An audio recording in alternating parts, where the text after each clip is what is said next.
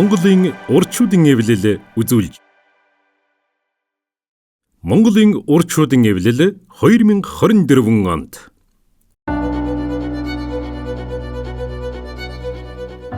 Монголын урчуудын эвлэл 2024 оныг гадаад харилцааг дэмжих жил болгон зарлаж, үр бүтээлтэй ажилласаар 2025 оны босгон дээр ирлээ.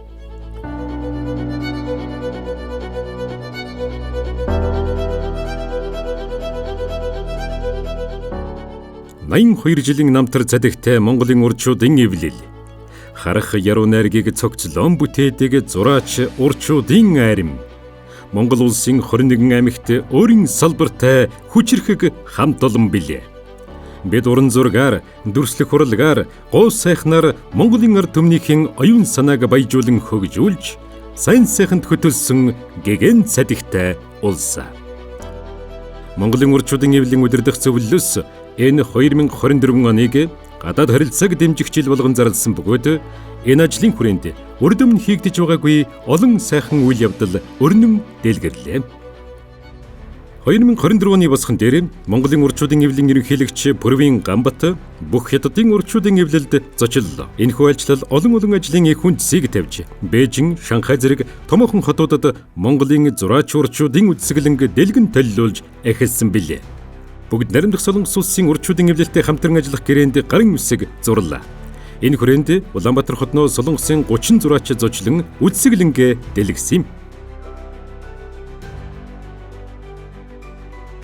Кубасаас Монгол улсад суугаа элчин сайд Хорхе Феррер Монголын урчуудын эвлэлийн ерөнхийлөгч Гамбатыг өөрийн байранд 2 дугаар сард хүлээн авч уулзлаа.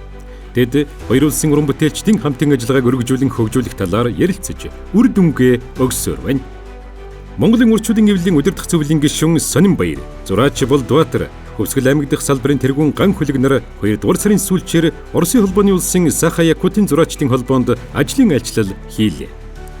Өмнө нь сайхан говьор пленерт 2 зураач ирж оролцох хурлаг гардуулж, олон ажил хамтарч хийхээр болсон билээ.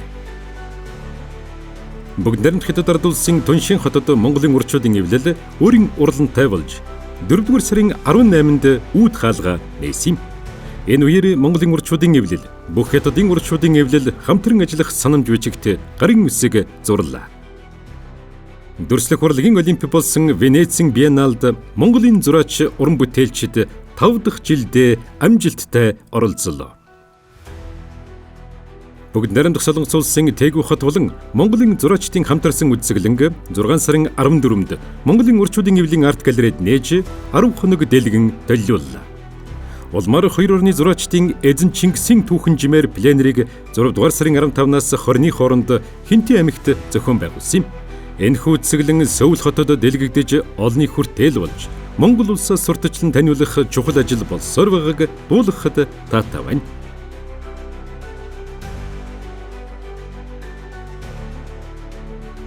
Бүгд наримдах Солонгос улсын зураачдын холбоо Монголын урчуудын эвлэлийн хамтарсан International Art Festival 2024 үзэсгэлэнг 6 сарын 24-ний өдөр нээлээ. 2 орны 300 зураач уран бүтээлчдийн хагас 1000 гаруй уран бүтээлээс бүрдсэн энэ үзэсгэлэнг Монголын урчуудын эвлэлийн арт галерей, Passage Art төв, Монголын уран зургийн галерейд нэгэн зэрэг дэлгэн толиулсан юм. Оросын дүрслэх урлагийн академийн Дорнод Сибирийн салбартай хамтран Рерихийн замаар пленерийг 8 дугаар сарын 14-нд эхлүүллээ. Нэр тэрдэмтэн их зураач Николай Рерих Мендесний 150 жилийн ойд зориулсан Рерихийн замаар олуулсан пленерт Монгол, Оросын холбооны улс, бүгд наримт хятад ард улсын 24 уран бүтээлч түүхийн жимээр алхаж, уран бүтээлээ төөрөвсөн билээ. Тэдгээр зураачид Улаанбаатар, Баянхонгор, Өмнө говийн чиглэлд аялсан бөгөөд эх жил нэгдсэн үзэсгэлэнгээ дэлгэн толиулна. 3 жил тутамд нэг удаа Сөүл хотноо болдог олон улсын Постер Тринал 2024 үзэсгэлэнгийн бүтээлүүдийг 8 сарын 12-наас 25-ныг дуустал Монголын урчуудын эвлэлийн арт галерейд дэлгэн толиуллаа. Мөн Passage Art зонд Солонгосын дизайнеруудын бие даасан үзэсгэлэн 10 хоног гарч олны хүртэл болсон билээ. Монголын урчуудын эвлэл, Францын дүрслэх урлагийн үндэсний нийгэмлэг, олон улсын орчин үеийн урлагийн холбоотой хамтран Япон, Монгол, Францын уран бүтээлчдийн хамтарсан үзэсгэлэнг 9-р сарын 14-нд Монголын урчуудын эвлэлийн арт галерейд нээлээ. Энэ үзэсгэлэнд Францын 9, Японы 33, Монгол улсын 44 уран бүтээлчин 100 шахам уран бүтээлийг дэлгэн долилуулсан билээ. Үзэсгэлэнгийн нээлтэд олон улсын орчин үеийн урлагийн холбооны ерөнхийлөгч Мацуда Такаки холбооны 8 гишүүний хамт Япон улсаас ирж оролцсон юм. Халахын голын данд ялсны 85 жилийн ойг өгтөж, Орос Монголын зураачдын хамтарсан аялал 4 сарын 17-ноос 5 сарын 7-ны өдрүүдэд Дорнод аймгийн нутагт зохион байгуулагдлаа. Хамтарсан пленэрийн дараа Монголын урчуудын эвлэлийн арт галерейд нэгдсэн үзэсгэлэн гаргаж, Оросын элчин сайдын яамд уулзалт зохион байгуулсан юм. Тус аялалд Монголын талаас Батбэлэг, Гунга, Гамбат тэргүүтээ 15 уран бүтээлч, Оросын талаас мөн төдий тооны уран бүтээлч оролцлоо. Монголын урчуудын эвлэлийн гишүүн уран бүтээлчдийн оролцоотой Этүгэн Contemporary Art Camp Аранхай аймагт боллоо. 7 сарын 1-ээс 5-ны хооронд болсон энэ фестивалыг зураач Батнасан зохион байгуулсан бөгөөд Бурят улсын нэрт баримлчин Даши Намдаков шүүгчээр өргөдөн оролцлоо.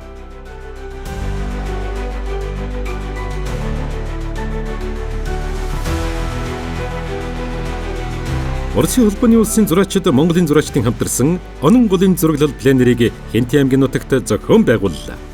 Энэхүү пленэрт Москва, Санкт-Петербург, Элистэй зэрэг хотоос 10 гаруй зураач ирж оролцлоо.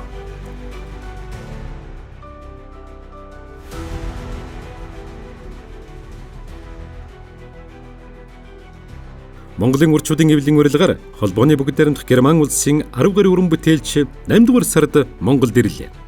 Тэд Өөрхангай аймгийн нутгаар аялж, пленэр хийж, хамтарсан үзэсгэлэнг зохион байгууллаа.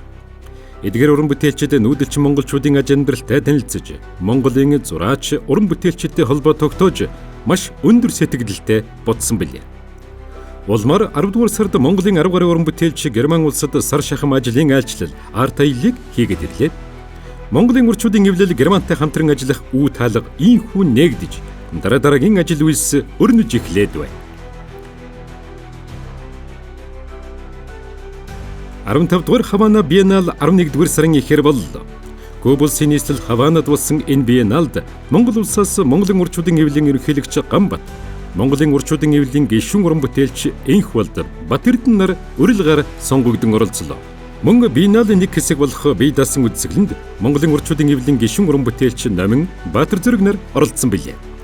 Куба улсад зохиогдсон Хавана биеналд анх удаа Монгол улсаас албан ёсоор уран бүтээлч оролцснороо энэ биенал онцлог байлаа.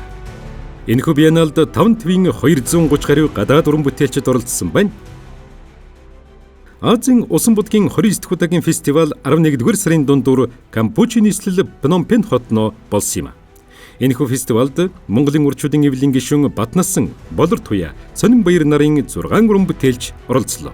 2 жил тутамд болдог энэхүү фестивалыг 2026 онд Монгол улсад зохион байгуулахаар боллоо.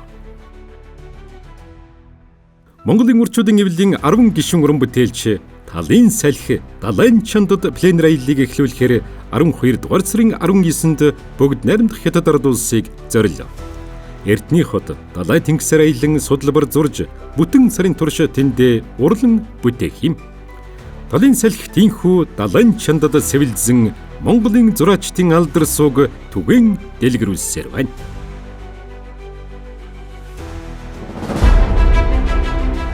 Эрч хүч, эр мөн тэмүүлэл, урлан бүтээхийн урам зоригоор дүүрэн нэгэн оныг үдэж шинжилтгэн золгож байна. Монголын урчуудын эвлэлийн гишүүн уран бүтээлч бүхэн хийж бүтээхийн хүсэл тэмүүллээр дүүрэн амжилт бүтээлээр арвин байлаа. Монголын урчуудын эвлэл 2025 онд бидний орон зай Хилэн чандад